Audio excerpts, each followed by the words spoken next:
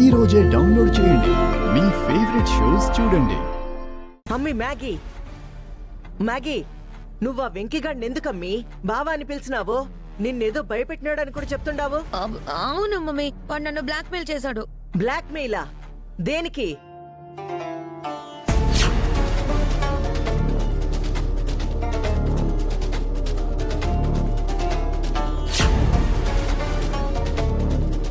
ఇలాగే ఈ రోజంతా నేను చెప్పింది చేస్తూ ఉండాలి, వింటూ ఉండాలి, సరేనా? సరే. అవ్వా, ఏందమ్మీ నువ్వు సిగరెట్ తాగుతావా? అవ్వ అనుకునేంత చైన్ స్మోకర్ని కాదు నేను. కామన్ గా టెన్షన్ గా ఉన్న వాళ్ళు స్మోక్ చేసి రిలాక్స్ అవుతారని మా ఫ్రెండ్స్ చెప్పారు. అందుకే బ్యూటిషియన్ రాలేదన్న టెన్షన్ లో ఉండి ఫస్ట్ టైం ట్రై చేశాను అంతే. దానివల్ల ఉన్న టెన్షన్ పోవడం ఏమో గానీ ఆ వెంకీగాడి వల్ల కొత్త టెన్షన్ లో ఇరుక్కున్నాను. టార్చర్ చేశాడు మమ్మీ. అయినా ఇక్కడ పాయింట్ నేను స్మోక్ చేయడం కాదు మమ్మీ, ఆ వెంకీగాడు నన్ను బ్లాక్మెయిల్ చేసి బావా అని పిలిపించుకోవడం. అది ఆలోచించాలి మనం.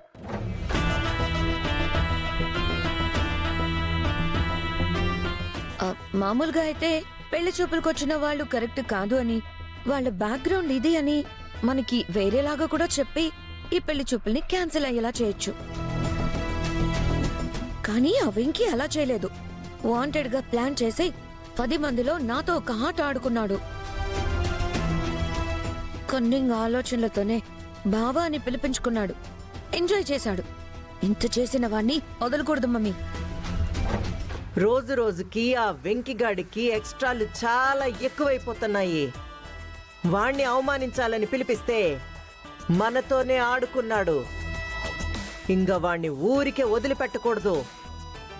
వాడు కోలుకోలేని దెబ్బ కొట్టాలా.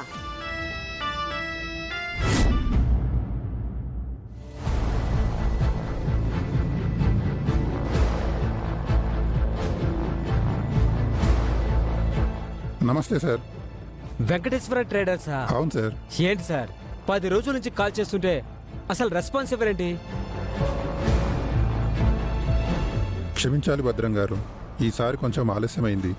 ఇదిగోండి, మీరు పంపించిన స్టాకు గాను అడ్వాన్స్ పోగా ఇది బ్యాలెన్స్.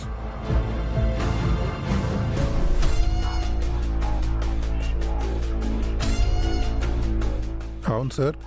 మేడం గారు లేరా? ఇప్పటి వరకు మా అత్తయ్య ఎందుకుంటారండి? తాళాలు క్లోజింగ్ అంతా మేమే కదా చూసుకునేది. ఏ జీము, ఆ క్యాష్ షూట్ కేసు తీసుకుని లాకర్లో పెట్టేసి. అంత క్యాష్ నా చేతికెందుకు?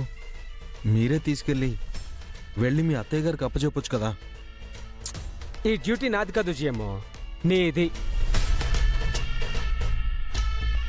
జిఎంవి చైర్మన్ గారికి ఈ లెక్కలు చెల్లింపులు ఏవైనా నీ చేత్తోనే అప్పచెప్పాలి. ఆ క్యాష్ లోపలికి తీసుకెళ్లి లాకర్లో పెట్టి తాళాలు వేసేసాయి. రేపు అత్తయ్య వచ్చాక అప్పగించు. సార్ ప్లీజ్, ఆ క్యాష్ ఏదో మీరే రేపు వచ్చి మేడంకి అప్పగించండి. ఏ జీము, ఏంటయ్యా నువ్వు? శుక్రవారం రోజు, అది కూడా సంధ్య వేళ వచ్చిన లక్ష్మీదేవిని వెళ్ళిపోమంటావా? అయినా అత్తయ్య అన్ని వేళలా సెక్యూరిటీ గార్డులు ఇక్కడ ఉంటుంది అనుకున్నావా ఏంటి? ఇలాంటివి నువ్వే హ్యాండిల్ చేసుకోవాలి. క్యాష్ ని అత్తయ్య వచ్చాక అప్పగించు. కానీ ఇంత క్యాష్? అదెంత క్యాష్ అయ్యా? 10 రోజుల నుంచి క్యాషో క్యాషో అని వెంట పడుతుంటే ఇదిగో ఈ రోజు తీసుకొచ్చారు సారు. ఇప్పుడు దీన్ని కూడా తిరిగి పంపించేస్తే మళ్ళీ క్యాష్ తిరిగి వస్తుంది అనుకుంటున్నావా? వెళ్ళి లోపల పెట్టి లాకర్కి బలంగా తాళం వేయి. ఇంకా చూస్తావేంటయ్యా జిఎము? ఆ క్యాష్ తీసుకుని త్వరగా లోపల పెట్టేసిరా పో.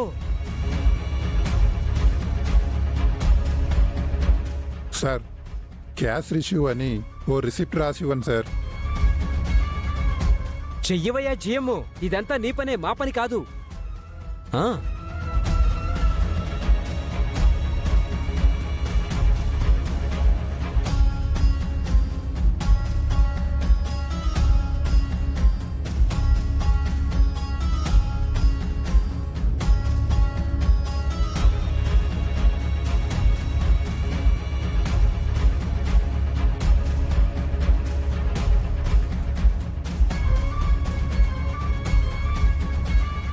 ఇదిగోండి. Thank you sir.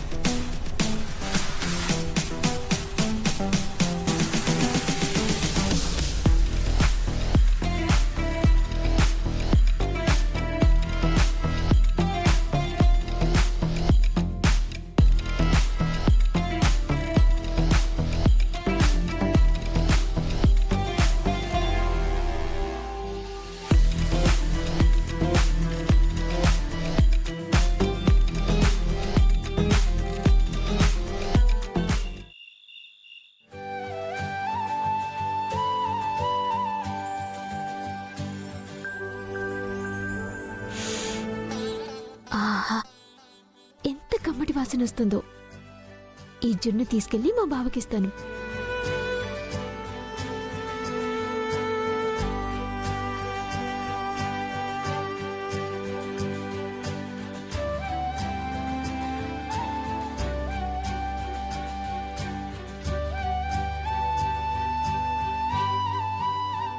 ఏంటమ్మా అది? జున్ను తాతయ్య. ఇది నాకు కూడా కొంచెం పెట్టు. ఆ, ఇది నీకు కాదు, నీకిక్కడుంది తిను. మరి ఇదెవరికి? ఓ, వెంకీ కోసమా? మ్, సరే, వెళ్ళి త్వరగా ఇచ్చేసిరా. మ్, అలాగే తాతయ్య. ఆ, కానీ అమ్మా, ఈ టైంలో ఎలా వెళ్తావు? పోనీ నేను తోడ్రానా? మ్, పర్లేదులే తాతయ్య, మా వెంకి బావని తలుచుకుంటూ వెళ్తాను. సరేనమ్మా, నువ్వు జాగ్రత్త. అలాగే. అమ్మా, మీ పెద్దమ్మ వాళ్ళ కంట పడకుండా వెళ్ళు, సరేనా? సరే తాతయ్య.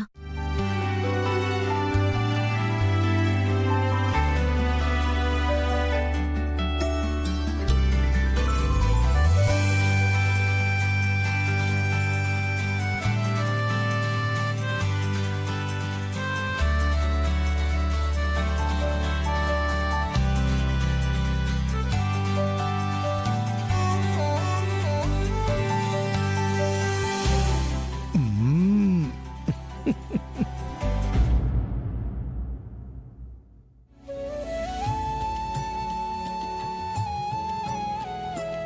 విద్య, అన్నయ్యంటమ్మా ఇంకా రాలేదు. ఇప్పుడు ఫ్యాక్టరీలో జనరల్ మేనేజర్ కదమ్మా, పనులన్నీ అన్నయ్య నెత్తినే పెడుతున్నట్టున్నారు. టైం అవుతుంది కదా, ఈ పాటికి బయలుదేరిపోయి ఉంటాలే. నువ్వు కూర్చోమ్మా, భోంచేసి టాబ్లెట్లు వేసుకోవాలి కదా.